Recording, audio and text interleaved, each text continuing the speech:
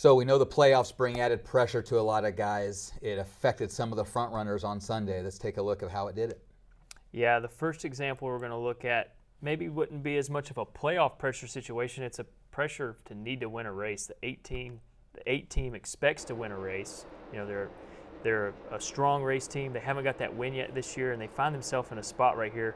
Been struggling being loose on exit, and as he tries to get past the 14 car, he gets put in bad air, caught in his wake on exit of the corner in a spot that he was already getting loose, and that ultimately ends up causing problems. I think an interesting thing for a lot of the fans, if you back it up here a little bit, Luke, is a lot of fans hear about aero tight. And when you're talking about aero tight, you're usually lined up right behind a race car, and that's less air on the front of your race car. You can see the proximity of the 8 to the 14. So the 14 car is making a wake off the back. You know, it's spreading out.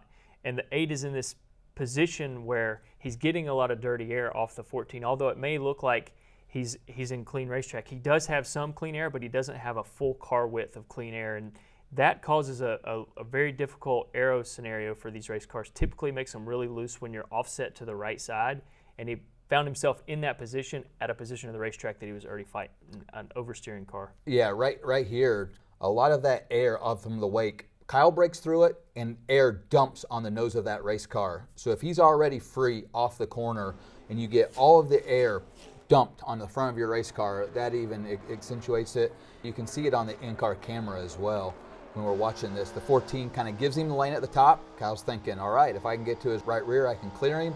About right here, he gets out of the wake of the race car of the 14 and his car's getting free. And you see him kind of try to save it and move around. You see him hit right rear, right front, and then as he's trying to save it, he spins out right here. And that's just him getting out of the wake in a weird position and getting something uncomfortable feeling of what he wasn't expecting earlier in the race when he was driving around people.